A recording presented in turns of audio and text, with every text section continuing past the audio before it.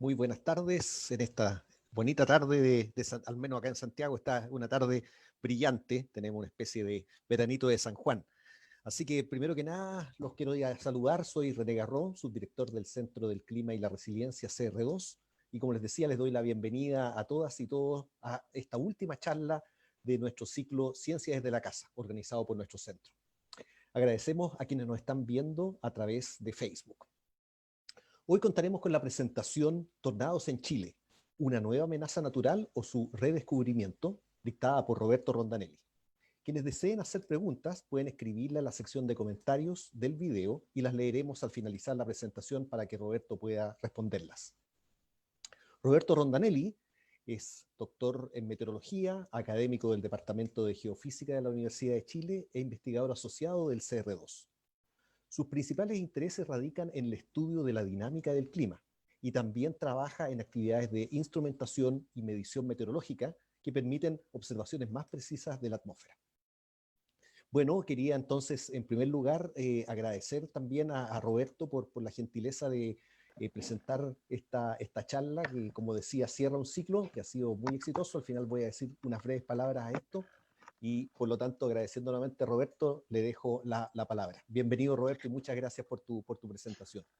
Muchas gracias, René, y muchas gracias a todos los que están escuchando hoy día esta charla. Vamos a hablar de tornados en Chile, y la pregunta del título es si esto es una nueva amenaza natural, algo que venimos recién conociendo, o estamos en realidad redescubriendo un fenómeno antiguo que siempre ha ocurrido en Chile.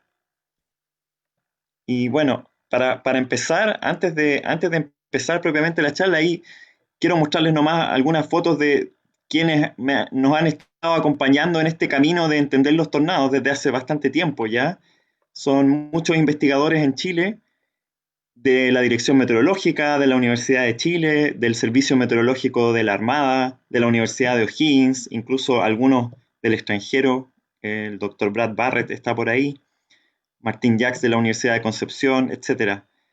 Son hartos, y agradecerles a todos porque hemos estado construyendo este camino de conocimiento de un fenómeno nuevo del cual no teníamos demasiada idea o demasiada conciencia.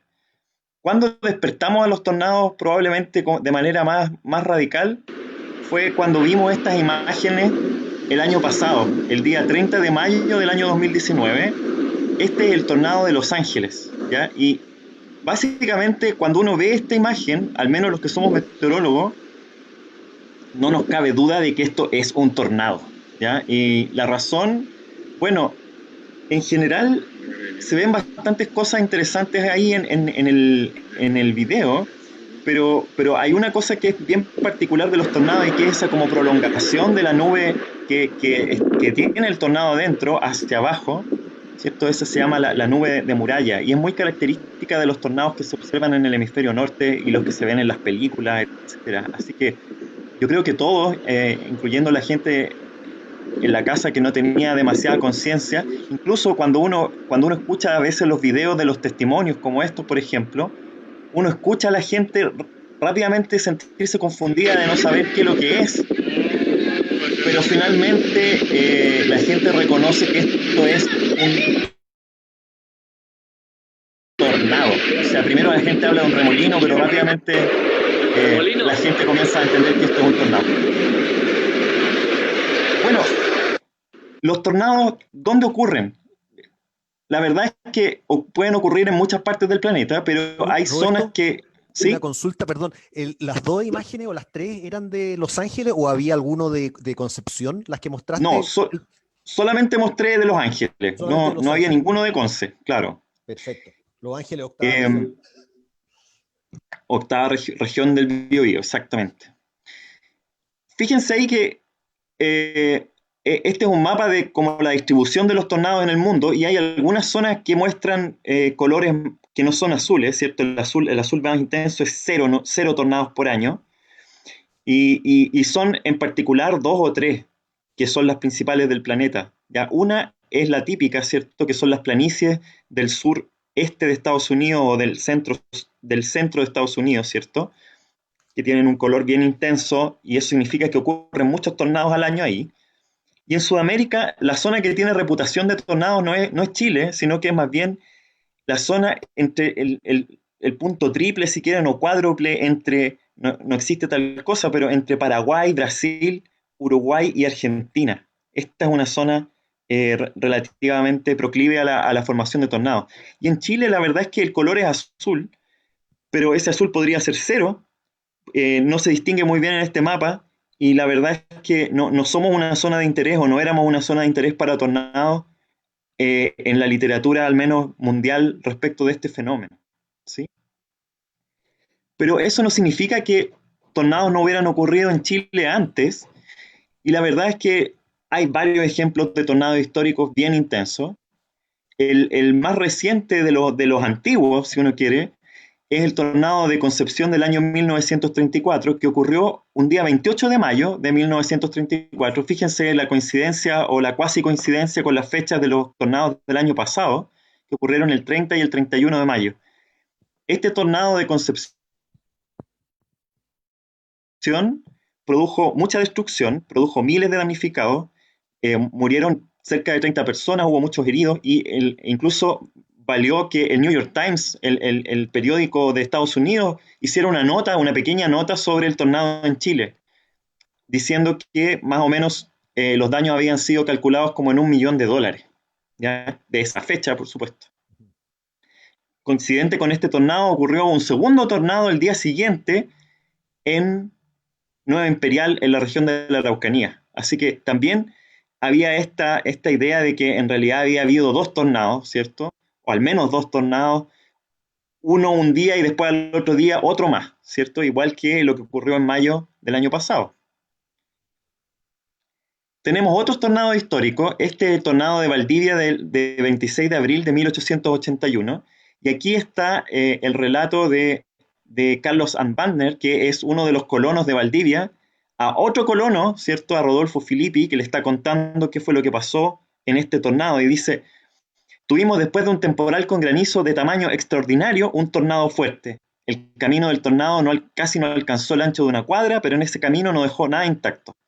Nuestra cervecería se cayeron 2 edificios, terrible pérdida, y techos de los demás quedaron muy deteriorados. En el centro sufrieron casi todos los edificios de la plaza y la calle Arauco. Y fíjense que también la iglesia de la Torre fue destornillada, que es la foto que se ve a la derecha, y puesta en la plaza, sin daño en el reloj ni la campana. Y por lo tanto la iglesia tuvo que ser demolida después de este tornado. Así que ese es un tornado también histórico que ocurrió mucho antes. Y hay un tercero que también es muy antiguo, que la verdad es que este relato es probablemente el más antiguo de los relatos de tornado en Sudamérica. Y ocurrió el 14 de mayo de 1633 en la aldea de Carelmapu. La aldea de Carelmapu está ubicada muy cerca de Chiloé, pero en el continente, ya cerca de donde uno cruza, ¿cierto?, el canal de Chacao para ir desde el continente a Chiloé, está Carelmapu. En Carelmapu había un fuerte español, y fíjense en la descripción de lo que ocurrió. Un violento huracán o remolino produjo la ruina del fuerte Carelmapu. Saltó al mar, alterando las aguas, vino una gran tempestad de truenos, acompañada de grande oscuridad, que iba volando por toda esta bahía, y últimamente despidió el cielo granizo más grande que balas grandes de mosquete. Y ahí a la derecha están las balas grandes de mosquete. De hecho, esas no son tan grandes, ¿ya? Lo que he logrado encontrar es que una bala grande de mosquete podría ser de hasta un diámetro de 30 milímetros, ¿ya? Y eso significa que son granizos de diámetro 3 centímetros. O sea, ustedes se pueden imaginar el tamaño del granizo. Y coincide también el relato, ¿cierto? Coincide el tornado de Valdivia con el granizo también en Carelmapu, en el año 1633. Y bueno, y uno se pregunta, entonces, si uno junta todos estos relatos de tornado, ¿cierto? Y esto lo hizo Cristian Bastías, que es un estudiante que se graduó de geólogo el año pasado, y él hizo un mapa de distintas fuentes, algunas fuentes del Servicio Meteorológico de la Armada, etcétera, donde buscó todos los tornados posibles que habían ocurrido o alguna indicación de que hubiera ocurrido algún tornado, y los tornados se concentran en esta región, que es, claramente uno se da cuenta, es la región antiguamente habitada por los mapuche o almapu, desde más o menos la región del Maule presente hasta la región de los lagos, es donde está la mayor concentración de estos episodios de tornado.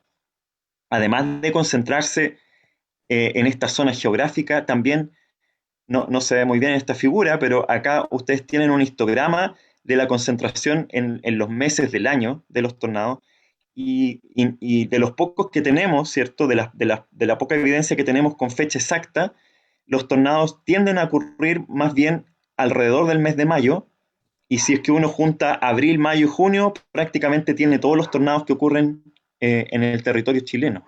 Así que los pocos casos se concentran en Gualmapu y ocurren en estos meses de otoño. Y ahí uno se pregunta si es que todos estos tornados ocurrían en el territorio mapuche, ¿por qué los mapuches no nos alertaron? ¿Sabían los mapuches de que existían los tornados y no nos contaron? No nos llegó la información a nosotros de esta amenaza natural. Y la verdad es que aparentemente sí nos llegó, y quizás no la habíamos interpretado de manera correcta. Ustedes conocen el mito de Tren y Caicay, ¿cierto? Caicay, Tren, la serpiente de tierra, y Caicay, la serpiente del agua. Tenemos alguna idea de que algunos de los relatos de Caicay, no todos, pero en particular algunos, se refieren a Caicay, a esta serpiente del agua, como a una tromba marina o a un tornado, ¿ya? Y aquí hay evidencia de un rescate que hizo Cristian Bastías para su tesis, que es una historia relatada por Tomás de Guevara, en que le pregunta a un joven mapuche en el año 1908 que se llama Nahuel Huinca, y él le describe una de estas capturas de Caicay, ¿cierto? Entonces, lo que él dice es que había habido un temblor, 6 días de temblor, los machis se reunieron y dijeron que este era un problema entre Caicay y Yulyul, un animal en forma de gato. Así que lo que había que hacer era capturar a Caicay. Entonces los caciques hicieron un guillatún en la orilla del lago Budi, y al sexto día apareció Caicay en la forma de un remolino de viento fuera de la laguna, es decir, como una tromba marina. Cuando apareció Caicay, los machis le tiraron el lazo, lo agarraron y lo hicieron volver a la laguna. Y de ahí no tembló más. O sea, se recuperó la armonía en esta lucha entre Caicay y, en este caso, el Yulyul, que es un animal en forma de gato. Acá en la figura, en la foto de la derecha, ustedes pueden ver una tromba marina que ocurrió recientemente en el lago Yanquihue, ¿ya? Así que una tromba así podría perfectamente haber sido vista por este joven, o podría estar en la tradición oral mapuche, ¿cierto? Como la serpiente Caicay. Bueno, cambiando un poco el enfoque, ¿cierto?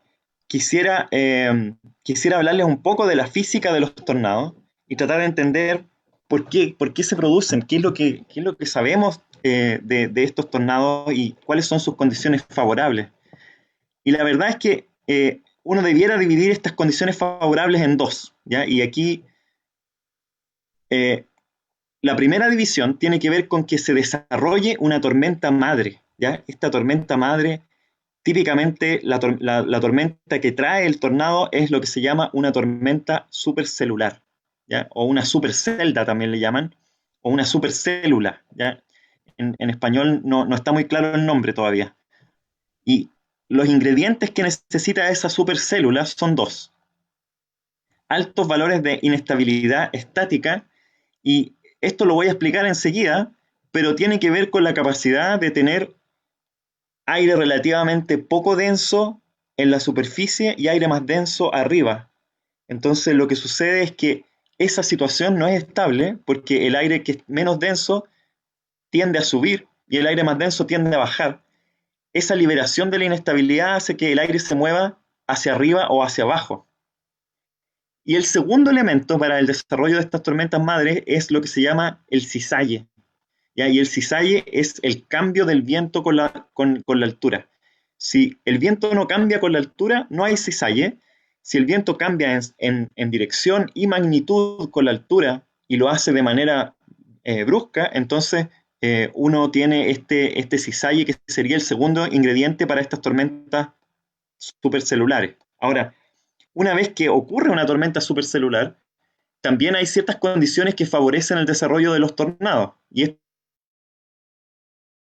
vientos son altos valores de humedad relativa en niveles cerca de la superficie, y ahora altos valores del cisalle, pero concentrados en niveles bajos de la troposfera, es decir, muy cerquita del suelo, que el viento cambia de dirección muy rápidamente, usualmente entre los 0 y 1,5 kilómetros de altura. Y este es nuestro primer ingrediente, ¿ya? Y esta es una caricatura nomás de cómo se ve el cisalle, pero básicamente lo que quiero que comprendan es que las flechas amarillas representan el viento con la altura, y esto podría ser, por ejemplo, una altura de 0 a 6 kilómetros o de 0 a 1 kilómetro, y, y el viento entonces va cambiando, en este caso, su magnitud, no cambia demasiado su dirección, pero cambia su magnitud con la altura. Y fíjense que si uno pone como un rodillo ahí, lo que sucede es que la parte de arriba del rodillo siente más viento que la parte de abajo, y por lo tanto hay una tendencia a ese rodillo a girar. Ese giro del rodillo producido por el cisalle es un giro que va a tener un papel fundamental en la formación de la tormenta supercelular. Por otro lado, el segundo ingrediente es la convección, ¿cierto? Y es esta capacidad de la atmósfera de hacer ascender aire que está mucho más denso en superficie y mucho menos denso en altura. Si no hay cisalle, es decir, si el viento no cambia con la altura, la condición más bien que se desarrolla es esta que está en la primera figura, ¿cierto? Entonces uno tiene una tormenta que va como derechito nomás, ¿cierto? Se forma un puro cúmulo nomás, y ese cúmulo llueve, y la lluvia termina por evaporar agua alrededor de la lluvia, ¿ya? Y ahí se ve en azul aire frío que va avanzando y que va de alguna forma haciendo desaparecer esta inestabilidad, porque el aire frío es más denso, así que una vez que el aire frío se ubica cerca de la superficie, se pierde la capacidad de mezclar el aire, y estas tormentas en general sale a un cúmulo nimbo, llueve y muere nomás. Y son las típicas tormentas que ocurren, por ejemplo, en los trópicos. Ya en los trópicos, típicamente la convección es así, unicelular, puede ser muy intensa mientras dura, pero rápidamente desaparece y no hay más. En cambio, cuando hay cisalle, ocurre que hay una cierta organización de la tormenta, ¿ya? Y lo que sucede, para ponerlo así de manera bien simple, esto tiene varias complicaciones, pero lo voy a poner de manera bien simple, es que la precipitación, en general, que podría ser lluvia, granizo, todas estas cosas que caen de la nube, van a caer en un lugar distinto al lugar en donde la tormenta está siendo alimentada para crecer, ¿ya? Acá, en el primer caso, la alimentación de la tormenta, el aire que está subiendo dentro de la nube, se ve como sofocado por esta precipitación que cae de la nube, mientras que cuando hay cisalle eso no ocurre, o no ocurre de manera tan intensa, y por lo tanto la tormenta se puede mantener en el tiempo. Así que uno podría decir que hay una progresión acá entre estas celdas singulares, ¿cierto? Que ocurren cuando no hay esta cortante del viento con la altura, y estas tormentas mucho más organizadas que ocurren cuando el cisalle es máximo, ¿sí?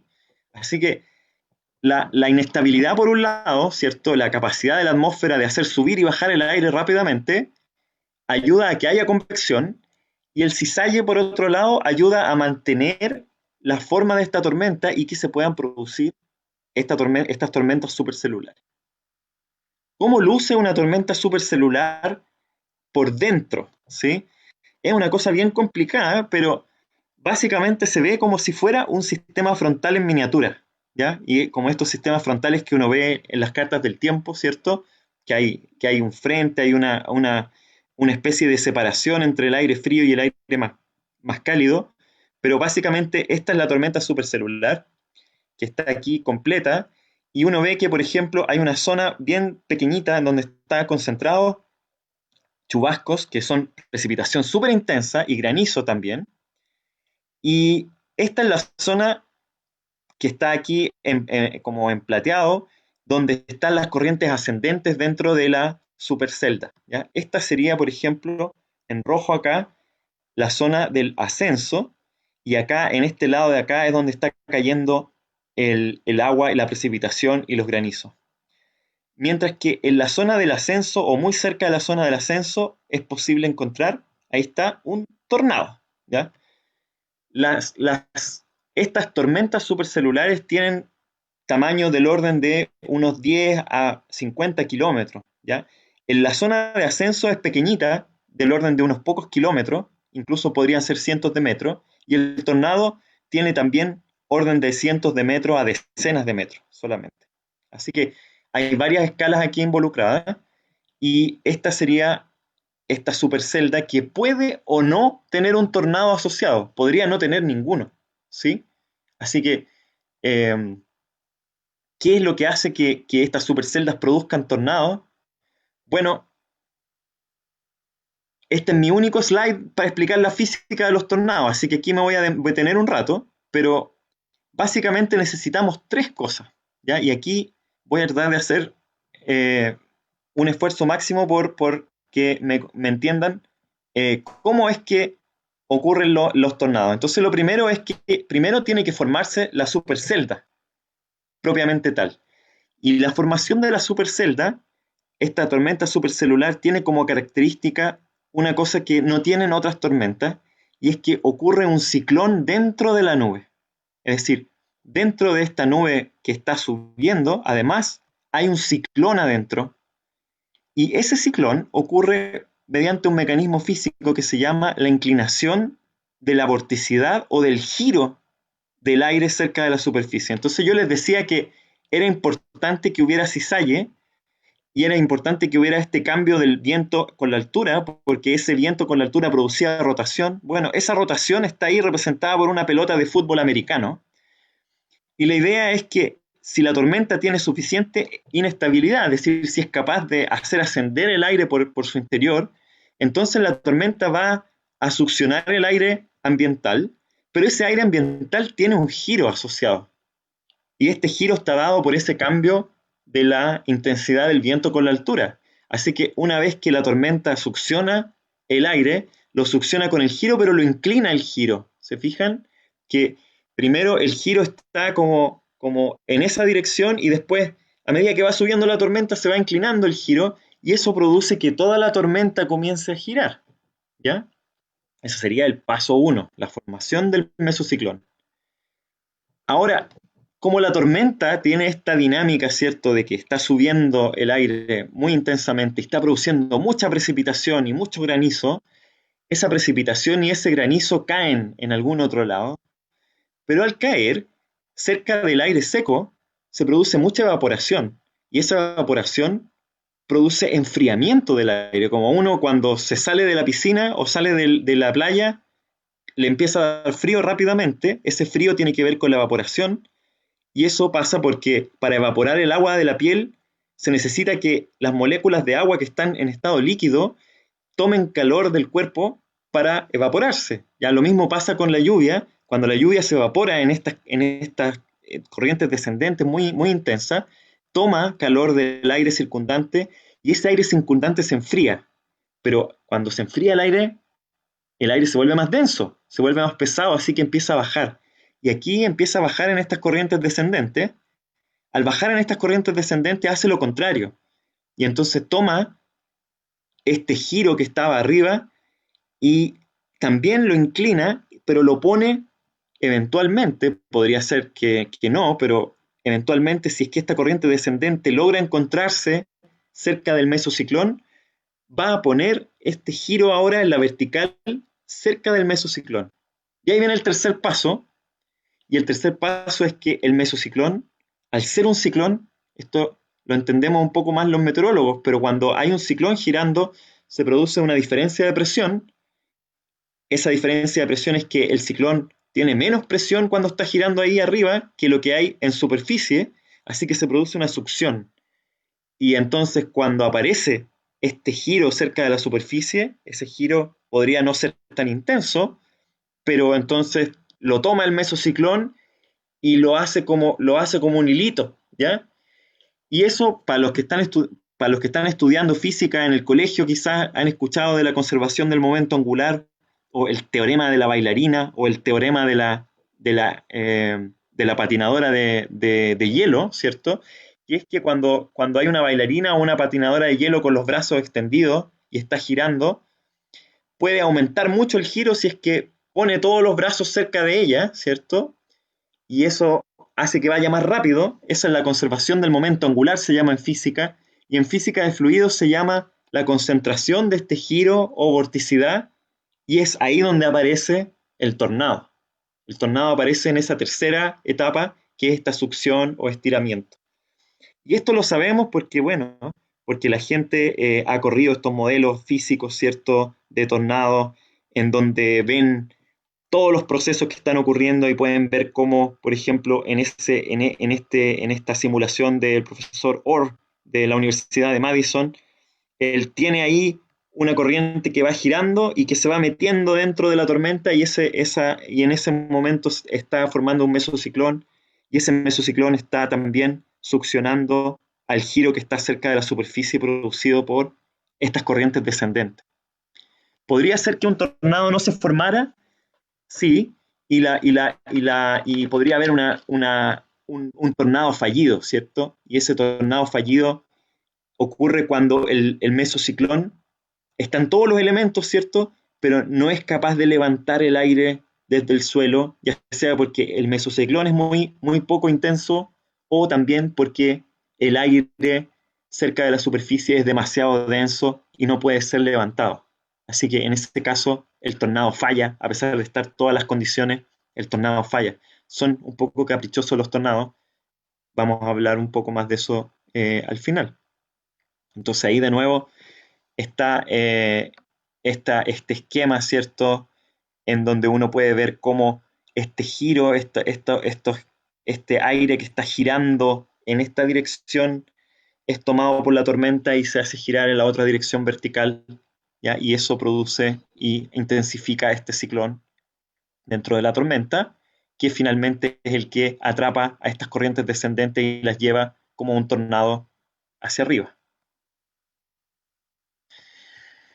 Ahora, fíjense que esta es una imagen del daño que produce un tornado en una población en Estados Unidos, y fíjense que el daño es bien inhomogéneo, en el sentido que todas las casas que se ven en la figura fueron de alguna forma afectadas por el tornado, pero algunas fueron arrancadas de raíz, como las que están adelante, ¿cierto?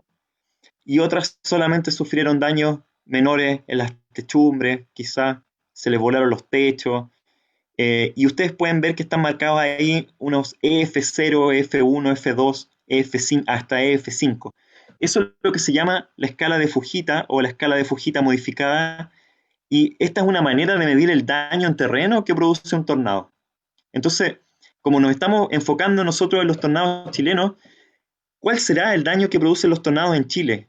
¿De qué magnitud habrán sido los tornados de Los Ángeles y de Concepción el día 30 y 31 de mayo del 2019?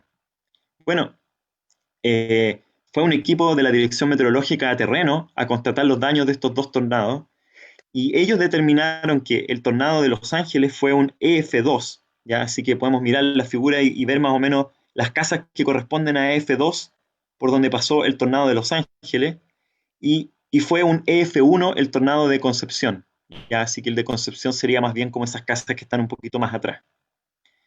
Y tuvimos la gracia, a los meteorólogos nos gustan estas cosas, de que el tornado pasó muy cerca de una estación meteorológica, así que ustedes pueden ver acá, por ejemplo, la presión atmosférica algunos minutos antes de la pasada del tornado y cómo cuando pasa el tornado, ¡pum!, cae la presión muy, muy cerca del lugar donde ocurrió el tornado. Se ve ahí una caída terrible de presión, y eso uno también lo puede ocupar para tratar de calcular de manera independiente esta velocidad máxima de los tornados que corresponde con estas escalas de Fujita, ¿cierto?, de daño, y nosotros estimamos que, por ejemplo, el tornado de Concepción fue entre un EF1 y un EF3, ya ese fue lo mejor que pudimos hacer, y la constatación de los daños en terreno indicó que era un EF1, así que estaba bien. Ya me quedan pocas láminas. Quisiera nomás mencionar que no es casualidad que hemos estado hablando de granizo cuando hemos hablado de tornados también. Y es porque las tormentas supercelulares también traen aparejado granizo, no pequeño, sino que granizo de gran tamaño, ¿ya? De gran tamaño. Y la razón de la formación del granizo de gran tamaño tiene que ver con la intensidad de las corrientes ascendentes dentro de la nube, ¿ya? Y lo que sucede es lo siguiente, que para yo hacer crecer una piedra de granizo del tamaño de 3 centímetros, yo tengo que sostener esa piedra en el aire durante algún rato, ¿cierto? Así que uno se puede imaginar esos típicos experimentos que se hacen, por ejemplo, con un secador de pelo y una pelota de ping-pong, ¿cierto? En que uno pone la pelota de ping-pong y uno pone el secador de pelo abajo y uno puede sostener la pelota de ping-pong durante un rato. Esto es más o menos parecido en el sentido que yo ahora tengo que tratar de sostener un granizo. ¿Se imaginan una pelota grande? ¿Se imaginan la cantidad de metros por segundo o la velocidad de ascenso del aire que tiene que ocurrir para poder sostener esa piedra? Eso en general es lo que ocurre dentro de las tormentas supercelulares, que hay tal intensidad del ascenso que se pueden sostener estos granizos muy grandes, ¿ya? Y ahí, por ejemplo, uno puede ver de qué tamaño es el granizo y de qué tamaño es la velocidad vertical más o menos asociada a ese granizo. Así que podemos incluso, con el dato del tamaño de los granizos de Carelmapu del año 1633, podemos decir que, por ejemplo, posiblemente la velocidad terminal de esos granizos o la velocidad del ascenso dentro de la nube que produjo esos granizos fue del orden de los 35 metros por segundo, por ejemplo. ¿Ya? Y aquí hay algunos granizos recolectados durante estos eventos del 30 de mayo cerca de Los Ángeles, y ahí ustedes pueden ver ahí, no se ve bien la escala, pero son grandotes, ya son como del orden de los 2 a 3 centímetros. Y lo mismo también ocurrió cerca de Concepción. Entonces, bueno, nosotros hemos estado mirando estos eventos con harto detalle y una de las cosas que descubrimos durante la investigación con los colegas es que no fueron 2 eventos nomás, sino que fueron 7 eventos los que ocurrieron en esos 2 días.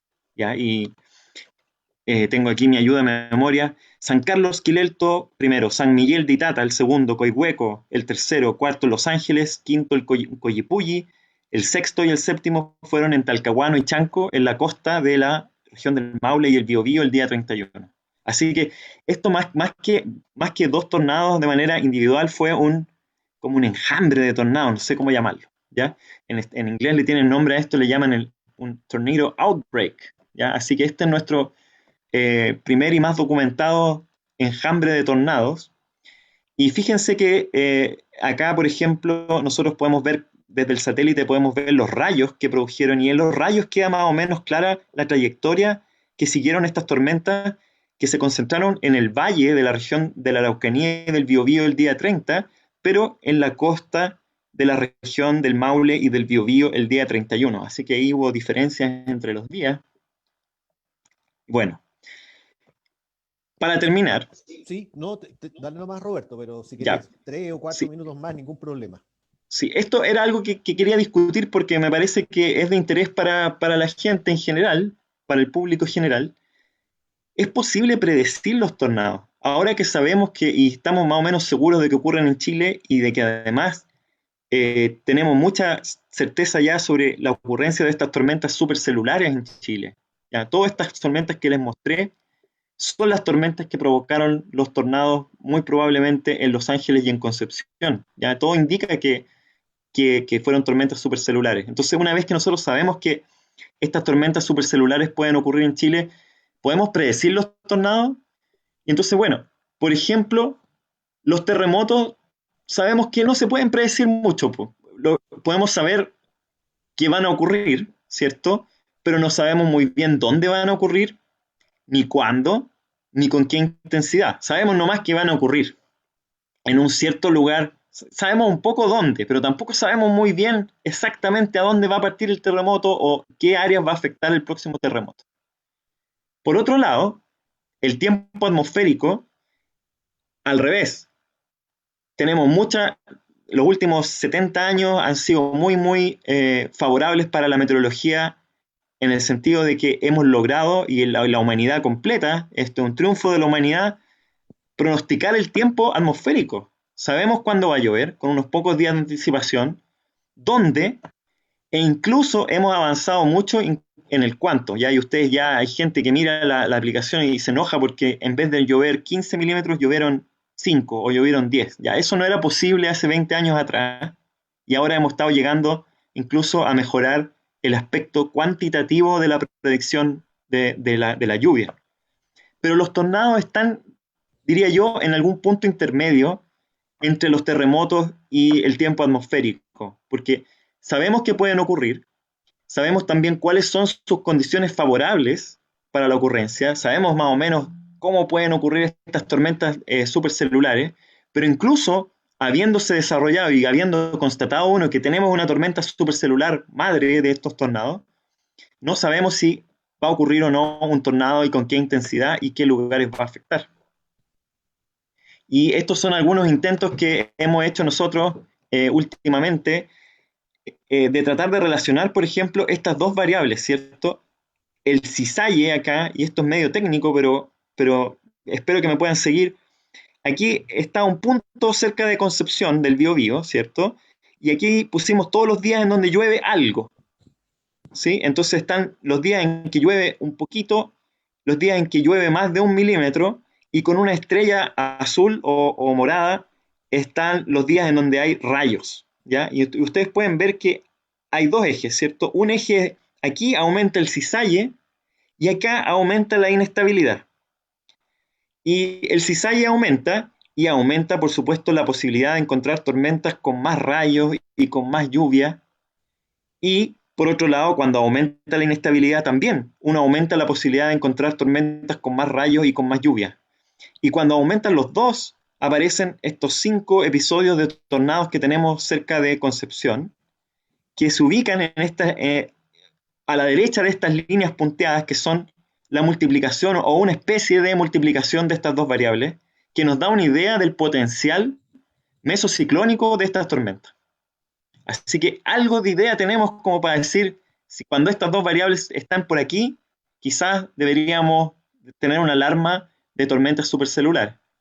Y la otra ayuda que siempre tenemos son las imágenes de satélite de infrarrojo que muestran, por ejemplo, aquí en este segundo tornado, que es el tornado de San Miguel de Itata y Yungay, muestran una nube muy característica, ya que es una tormenta mesociclónica, posiblemente con algunas características típicas que los meteorólogos pueden distinguir en estas imágenes, y podría uno también eventualmente decir, quizás hacer alguna alerta con alguna anticipación ocupando estas imágenes. Y eso era lo que les quería contar hoy día, y podemos seguir discutiendo de esto y de otras cosas durante las preguntas. Por supuesto, Roberto. Yo creo que haría para varios seminarios seguir hablando de estas tormentas y otro tipo. Así que muchas gracias. Excelente el timing también, muy clara la presentación. Estos conceptos del cisalle y cómo cambia la vorticidad en un eje y se transforma en el otro. Yo llevo como 10 años tratando de entenderlo y tú me has explicado y cuesta, pero tuvieron buenas tus explicaciones y las figuras muy claras también. Así que te agradecemos harto, Roberto, todos los esfuerzos por la parte dinámica, pero aparte el contexto histórico que lo diste estuvo súper bien y también es buena esta interrogante que uno se plantea. Oye, Roberto, entonces tenemos varias preguntas de la audiencia. De nuevo, nos están llegando acá en tiempo real a través del chat y te las voy a ir formulando. Yo siempre tengo la posibilidad de, de filtrarlas o agruparlas, más bien dicho. Así que vamos con la primera. Mira, de hecho, partimos con una de nuestros colaboradores, ¿cierto? Con Diego Campos. Y fue una de las primeras preguntas que llegó cuando tú estabas mostrando estos análisis históricos. Y precisamente Diego pregunta, ¿cómo podríamos estudiar estos tornados que ocurrieron hace tantos años? Porque son valiosos, pero los meteorólogos, aparte de ver estas documentaciones que además son siempre tan coloridas, ¿cómo podríamos eventualmente mirar un poquito, por ejemplo, ver si esta conexión de cisalle e inestabilidad también ocurrió en ese tipo de tormenta? Sí, bueno, yo diría que los relatos históricos hay que leerlos todos nomás, pues y es trabajo como de ratón de biblioteca. Hay meteorólogos que son más inclinados a leer esas cosas y otros que son más inclinados a la física. Yo pienso que estudiar las crónicas de los eventos también ayuda mucho. Por ejemplo, ahora último tenemos muchos testimonios gráficos de las personas, ¿cierto? Y yo creo que no hay que reinventar la rueda. Esta investigación se hicieron en los años 60 y 70 en Estados Unidos, ¿ya? Y ahí hay una persona que aparece siempre que es Theodore Fujita, Uh -huh. ¿ya? que era un científico japonés que se avecindó en Estados Unidos y que él comenzó a levantar información en terreno sobre los eventos. Entonces, esa información que se gana en terreno es muy importante, incluso ahora es muy importante. O sea, Por cierto. saber qué es lo que la gente escuchó, qué es lo que vio, si Claro tiene que sí. algún Bueno, registro. por cierto, además, tú lo mostraste un poco en el mapa y hay otros parecidos, ¿verdad? Al menos el contexto histórico nos dice dónde ocurren los tornados. No, no ocurren ni en Atacama y parece que tampoco ocurren en Punta Arenas, a lo mejor sí, pero hay como como una zona preferencial y una periodicidad. O sea, es demasiado coincidente que todos los casos que mostraste eran de mayo. No sé si puedes añadir algo a eso. Estoy en lo cierto, ¿no? Que hay un cierto agrupamiento espacial y temporal. Pareciera que hay un agrupamiento espacial y temporal, eso es lo que indica los mapas así que hemos tenido. Ahora, por ejemplo, con estas herramientas que tenemos de tratar de ocupar datos grillados de reanálisis, por ejemplo, uno podría tratar de extender hacia atrás estos mapas que fueron hechos para todo el planeta, tratando de mirar las condiciones específicas de nosotros y tratar de confirmar que esa zona es una zona con más tornados. Con más frecuencia de desastre. Efectivamente, Además, como dices tú, estos avances que hemos tenido de encontrar estos dos elementos son una condición necesaria, pero no suficiente, ¿verdad? Pero se puede hacer bastante con eso. Oye, entre exacto. paréntesis, a lo mejor tú también puedes pasar el anuncio, Roberto, para los que quieran saber más. Hay al menos, bueno, hay varios trabajos en conferencias, pero hay al menos dos trabajos de tornado, el de nuestro colega también de Brad, Martín y otro, eh, Julio Marín, y bueno, esperemos que también pronto tengamos el otro. Creo que es el mismo caso, ¿no? El mismo, claro, solo estamos mirando los mismos casos. Está también un informe de la Dirección Meteorológica sobre los tornados también que fue la base del artículo que estamos trabajando nosotros. Así que si alguien quisiera saber más, tenemos trabajo científico y también otras referencias. Oye, hay muchas preguntas más, así que te las voy a ir cantando, Roberto, y voy Dale juntando nomás algunas. tranqui. Por ejemplo, Javier Molina pregunta qué medidas de mitigación tenemos hoy en Chile en relación a los tornados. Y la conecto al tiro con otra de nuestros exalumnos y colaboradores de parte de Nicolás Donoso, me parece, que pregunta qué pasa con los radares, porque de alguna manera los radares eventualmente son una medida no de mitigación del tornado mismo, pero sí de prevención. No sé si puedes elaborar eso, medidas de mitigación en Chile. La verdad es que tenemos pocas medidas de mitigación comparado con otros países en donde los tornados son más comunes. Por ejemplo, en Estados Unidos las casas se construyen siempre con un subterráneo. Y la ONEMI ya había, antes de mayo del año pasado, hay que decirlo, la ONEMI había sacado un tríptico en donde explicaba cuáles eran las medidas que se podían tomar para protegerse ante un tornado. Pero no estoy seguro que la población conozca esas medidas de manera completa. Así que esa es una manera de arreglar las cosas, diría yo. Por cierto. Claro, hay medidas estructurales, medidas de mitigación, pero también el pronóstico ciertamente que se vería, si bien es cierto, ahora olfateamos, digamos, los ingredientes sinópticos que mostrabas tú, pero nada sustituiría también tener un radar que te mostrara el desarrollo de estas superceldas, ¿verdad?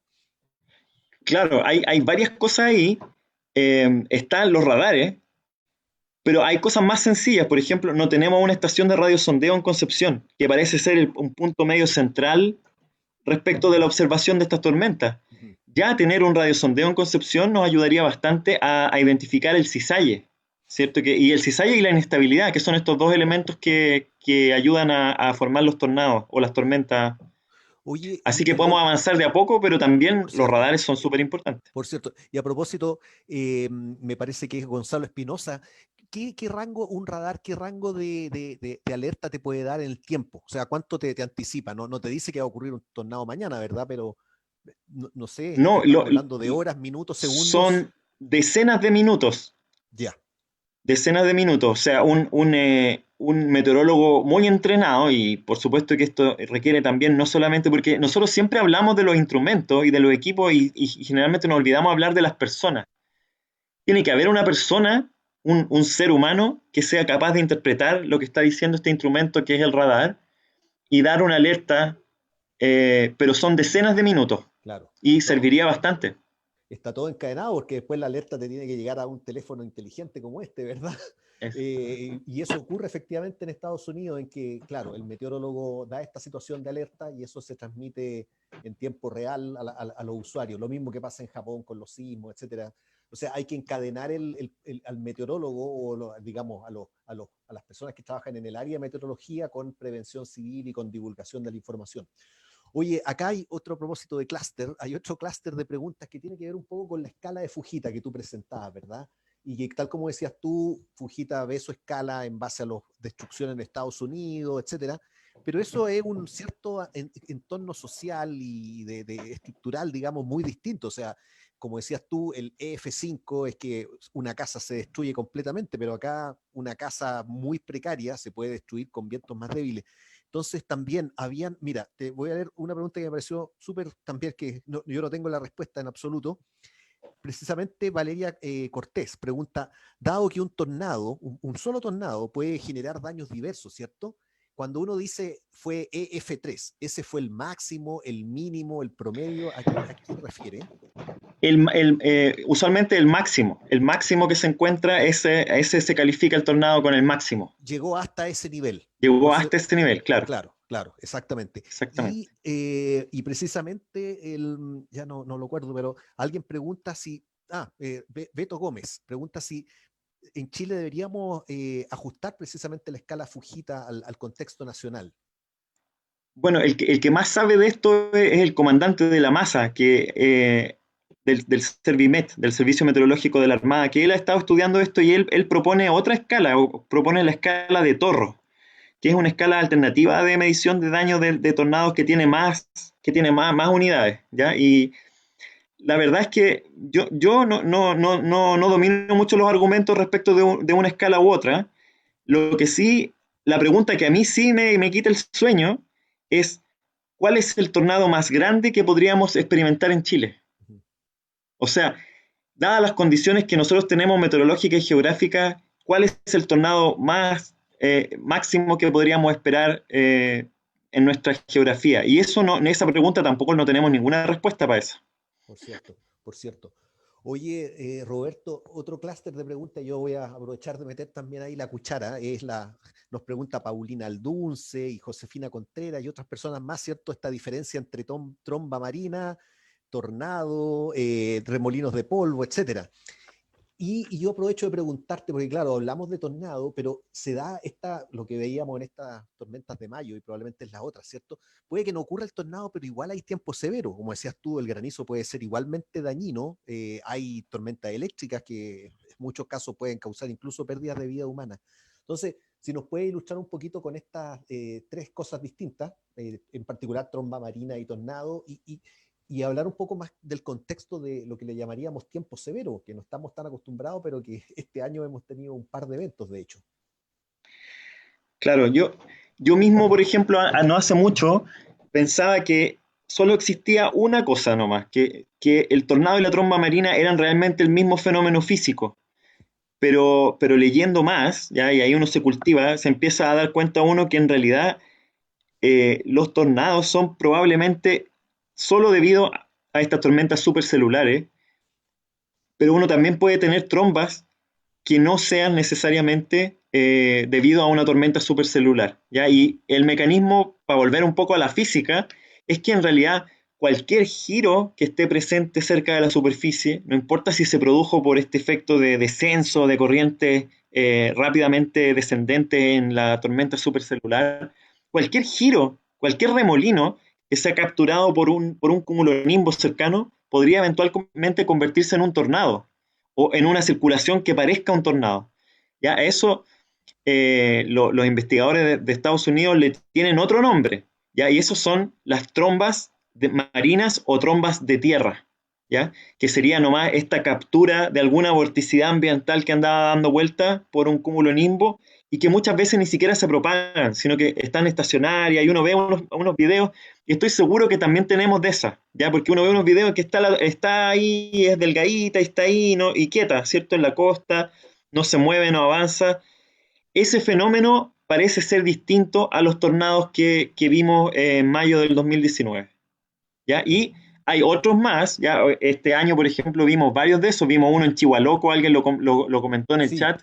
exactamente. También vimos uno en Iloca, que fue como un demonio de Tasmania, así que corrió por la costa. Ese también parece no ser un tornado supercelular, sino que más bien otra cosa que se llama un gust NATO, ¿ya? Que no está conectado con la base de la nube. Así que hay toda una morfología de cosas que giran que no necesariamente son tornados propiamente tales. Claro. Y además inserto en esta condición de viento severo, porque aparte del giro y los vientos fuertes, los granizos y los rayos también pueden traer problemas.